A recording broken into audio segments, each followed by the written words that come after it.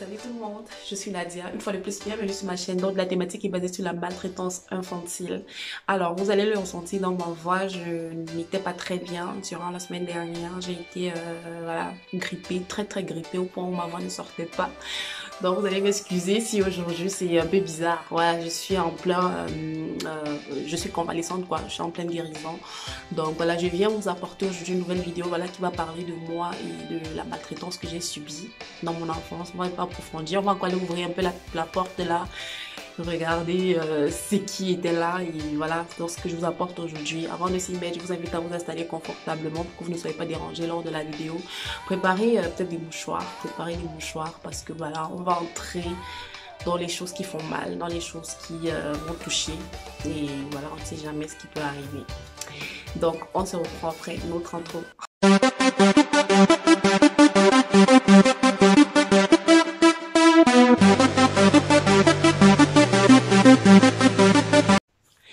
Alors, il faut savoir, comme je l'ai dit dans toutes mes vidéos, je suis quittée de chez ma mère quand j'avais l'âge de 3 ans pour me retrouver chez ma tante.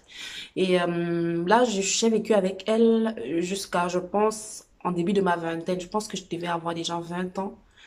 20 ans, oui, quand je suis quittée de chez elle. Donc après mon bac, voilà, quand j'entre à l'université et tout, voilà, j'arriverai encore là. Parce que je ne sais pas ce qui s'est passé.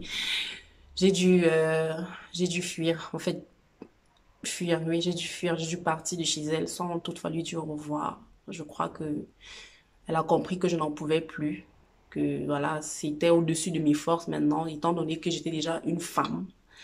Et je ne pouvais plus supporter ça parce qu'il y avait un peu trop d'humiliation tout le temps et je ne pouvais plus supporter. Donc, j'arrive chez elle quand j'ai 3 ans. C'est quelqu'un d'apparence qui avait les traits sévères à cette époque-là. Très sévère. Peut-être ça changeait avec l'âge et tout. Mais elle était très sévère. Et c'était quelqu'un que, à chaque fois que j'étais à côté d'elle, j'avais peur, je vous assure. Mais j'avais le cœur qui battait à 1000. À 1000 à l'heure. J'avais tellement peur que je sais pas je sais pas comment cette peur-là est arrivée en moi. J'avais trop peur en fait. J'avais peur que à tout moment il y a un truc qui passe sur moi. J'avais peur qu'à tout moment, je sais pas moi, il y ait une insulte. J'avais peur en fait. C'est quelqu'un qui me faisait peur. Quand j'étais petite, elle me faisait peur. Et ma peur à un niveau s'était transformée en, je sais pas, si j'ai encore le ressenti de quand je la voyais, ouais. Quand je la voyais arriver, si j'étais heureuse, je vous assure, je changeais complètement de mine. À l'instant T, je changeais de mine. Et quand j'étais avec elle, c'est c'est un peu bizarre que j'entre encore dans ça, mais je vais vraiment vous faire ressentir un peu ce que la maltraitance peut provoquer chez un enfant, chez un être humain. C'est horrible, quoi. De vivre comme ça, avec la peur de quelqu'un. Pourtant, c'est la seule personne, voilà, dans ce cas qui est peut-être censée me protéger parce que, comme je le dis, je viens de son côté. C'est la personne, en fait, c'est comme si ma mère elle m'a confié à elle, quoi. Donc, s'il y a un truc qui va mal, si c'est à elle que je suis censée me confier, mais malheureusement, je ne communiquais pas avec ma tante. Je ne communiquais pas avec elle. Je ne pouvais pas, vous n'alliez pas nous trouver comme ça dans la même pièce en train d'avoir des fous éclats de rire ou bien de faire ci ou bien de faire ça. Non, c'était toujours froid en fait. C'était hyper froid. On disait plus que l'hiver. C'était hyper froid. Même la mouche ne voulait pas. Pour que vous sentez vraiment à quel niveau la peur était. Même la mouche elle me faisait, même qu'elle me faisait des traits, je vous assure, c'était, je sais pas, le genre, je suis assise comme ça. À l'époque, c'était les tresses avec le fil là. C'était le fil. Le fil, voilà, pour bien te faire lisser les cheveux, pousser les cheveux. Quand ma tante me tenait le cheveu pour serrer, je vous assure, je restais avec la tête comme ça. Parce que j'avais la tête tellement serrée. Mais serrée à un niveau où ça peut-être, la douleur pouvait faire une semaine sur ma tête avant de partir, avant de s'extomper. J'étais tellement, elle me, pousse la tête là-bas. Le genre, c'est la guerre. C'était la guerre. C'était la guerre. À tous les coups, c'était la guerre. Et imaginez-vous quand peut-être il y a une bêtise qui est là, c'est sur la même tête qu'on va venir te, voilà, te cogner avec le bout des doigts là. Pam, sur cette même tête là qui avait déjà, qui m'écrasait quoi. Donc, ce sont les petits détails vraiment qui me sont restés là dans la tête et tout. Mais pour vous dire à quel point c'était arrivé à un niveau où je la vous voyais, quoi. Je la vous voyais. Quand je lui parlais, je disais, oui, vous avez. Donc, je me tenais comme ça, droite. Vous avez. Oh my God. Ma tante, la petite sœur à ma mère, à qui, voilà, je voulais tellement, je sais pas, je voulais tellement avoir une relation ouverte avec elle. Parce que j'avais pas de relation ouverte avec, peu importe, hein, même ma mère, j'avais pas de relation ouverte avec elle. Parce que ma mère,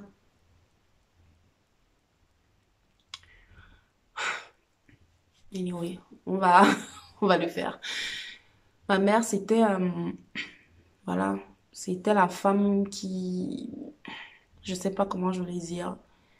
Peut-être elle a toujours pensé que voilà, elle n'a pas eu la chance dans sa vie et tout. Voilà, les choses ne lui ont pas souri. Et elle s'est retrouvée un peu, voilà, je sais pas, sa petite sœur était devenue un peu comme son reposoir, quoi. Elle pouvait reposer sa tête sur elle parce que, voilà, elle m'avait moi. Et il fallait, voilà, qu'elle ait un comportement qui soit adéquat par rapport à sa sœur et non par rapport peut-être à moi. Donc, moi, j'étais à un niveau, je ne comptais pas trop. Je dis ça comme ça, comme si en fait, moi, je ne comptais pas trop dans le sens où mon avis ou alors ce que je dis ne compte pas trop, ne comptait pas beaucoup. C'était un peu ça. Donc, je n'avais pas de relation ouverte, que ce soit avec ma tante, que ce soit avec ma mère. J'étais un peu, comme dans toutes les vidéos, comme je dis, hein, j'étais toujours avec moi-même, moi seule. Quand je parvenais à parler à une personne, c'était, voilà, les sœurs les nièces au mari à ma tante là, qui étaient là, les nièces et nièces, voilà, il y avait quelques-unes avec qui j'étais ouverte, qui voyaient un peu, qui me conseillaient par moments. Voilà, il y a une qui est partie malheureusement, qui n'est plus de ce monde et tout. Elle m'a tellement bien gardée que c'est un peu en elle que j'ai trouvé cette ouverture-là, voilà, comme une petite sœur. Elle me comprenait en fait. Elle comprenait ce par quoi je passais. Elle n'arrêtait pas de me dire, oh Seigneur. Bon, on est revenu. Voilà, elle n'arrêtait pas de me dire, non, ça va aller Nadia, ne t'inquiète pas, ça va bien se passer et tout, supporte et tout, fréquente, concentre-toi, voilà, fais juste ce que tu dois faire, fais vite. Et tu vas sortir d'ici, tu vas voir, demain tu seras une grande fille, tu vas t'acheter ce que tu veux, tu vas vivre comme tu veux, en fait, tu seras libre. Donc, la seule solution, en fait, c'est de faire les choses bien et vite. Fais toujours ce qu'elle te demande de faire. Parce que tu vois, maintenant là, tu, personne ne peut t'aider dans ta famille. Personne ne peut venir à ton aide dans ta famille. Donc, tu es un peu comme seul. Donc, tout ce que tu as à faire, c'est de te concentrer où tu dois te concentrer. Parce qu'elle a le pouvoir, en fait, sur ta mère. Quand je vois les choses, elle a le pouvoir, en fait. C'est comme si elle a le pouvoir sur ta mère. Elle a le pouvoir de parole, bien sûr, sur ta mère. Et ça ne va rien changer. Donc, tu n'as pas trop le choix. Alors ma tante, c'était vraiment, je sais pas quelle colère elle avait envers moi, quelle rage elle avait envers moi, même dans son regard, quand son regard se posait sur moi, c'était comme si elle pouvait, je sais pas moi, si elle pouvait m'effacer, elle allait le faire. Je ne sais pas, je ne pourrais vous dire pourquoi à cette époque-là, il était comme ça, parce que c'est quelqu'un de différent aujourd'hui. Quelqu'un de différent aujourd'hui, mais à cette époque-là, j'avais peur de croiser son regard. Dès que mon regard se croise, je dois vite enlever, je dois vite regarder au sol parce que c'est comme si, je sais pas, c'était effrayant pour moi qui, à cet âge-là, je cherchais mes repères, je cherchais où je pouvais, je sais pas, regarder et trouver ma place. étant donné que je ne voyais pas trop la place que j'occupais et tout. Je n'étais pas bien avec moi-même déjà, avec tout ça, avec toutes ces situations-là, donc je n'étais pas bien. Et quand je regardais dans son regard, c'était pas ce que je cherchais, quoi. C'était pas ce que je cherchais. Et quand elle me fouettait avec une de ses rages, avec toute la force. Je sentais, tu sens comment les veines sont en train de se former sur elle parce qu'elle est en train de me fouetter. Je dis, mais tout le monde lui disait, mais, je sais pas moi, je sais pas si tout le monde lui disait, mais des gens venaient me demander pourquoi est-ce qu'elle te fouette ainsi, pourquoi est-ce que on sent quelque chose qui ne va, pourquoi est-ce que vous avez des soucis? C'est les questions qu'on me posait parfois, des personnes me posaient, même ceux qui restaient dans la maison me posaient parfois, quand on se retrouvait entre nous et qu'on essayait de discuter, me posaient, est-ce que vous avez des problèmes dans votre famille? C'est comment les relations et tout? Moi, j'ai dit, moi, je ne sais rien, je ne sais pas. Je ne suis au courant de rien. Je ne sais pas. Je ne saurais vous dire ce qu'il y a. Tout ce que je savais à cette époque-là, c'était que, voilà, j'étais en fait liée à moi-même. En fait, je n'avais que moi, quoi. J'avais que moi de mon côté. J'avais que moi de mon côté. C'est que je voyais mes frères, ils sont, en fait, ceux de ma famille, c'était un peu parler, mais parler, je sais pas moi, pas des rires, mais devant ma tante là, c'est autre chose. Pourtant, j'avais juste besoin que quelqu'un lui dise que, voilà, on ne refuse pas que voilà, que tu corriges l'enfant quand il y a une faute. Mais il faut un peu tempérer. Faut tempérer, il faut un peu diminuer faut diminuer. Ouais. C'est comme ça que j'ai grandi. Elle me fouettait, mais par moment, je sentais plus mon corps, quoi. Je sentais plus mon corps. C'était comme si le fouet arrivait dans mon âme, quoi. Parce que je me faisais fouetter, mais à tout vent. J'étais une petite fille très travailleuse. Ça, elle ne pourra pas me le reprocher. J'étais très travailleuse. J'étais organisée. Je ne sais pas moi, j'étais propre, en fait. J'étais propre. J'étais pas désordonnée, quoi. Oui, j'étais une petite fille, j'avais aussi mes failles et tout, j'aimais beaucoup jouer. C'est des trucs des enfants, quoi. J'aimais beaucoup jouer, j'aimais beaucoup aller, voilà, me balader, les trucs comme ça, du genre, j'aimais pas me balader pour rien aussi. Une fois, je trouvais ailleurs ce que je trouvais, j'avais pas chez moi. Parce que tu ne peux pas me dire que quelqu'un qui a tout chez lui va vouloir aller chez le voisin. Non. Je trouvais chez ces gens-là un peu la paix, le réconfort, quoi. Les choses que je trouvais pas chez moi, quoi. Parce que quand j'étais chez moi, c'était comme si c'était la terreur. Donc, j'aimais me balader, j'aimais jouer, j'aimais beaucoup jouer. Oh, j'aimais tellement jouer. Quand j'avais l'occasion de jouer, mais je jouais comme si je jouais mais énormément. J'aimais ça parce que ça me permettait d'être moi, quoi, d'être l'enfant que je suis censée être. Ouais. Mais au-delà de ça, j'étais très travailleuse. J'étais hyper travailleuse. Elle ne pourra jamais me le reprocher. J'avais, je faisais tout ce qu'elle me demandait de faire et quand je le fais, je le faisais bien et propre. Je le faisais bien et propre.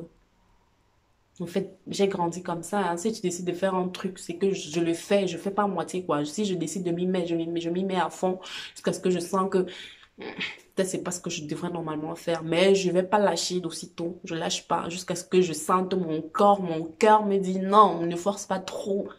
Donc, je suis comme ça. Mais je voulais vous partager un peu cette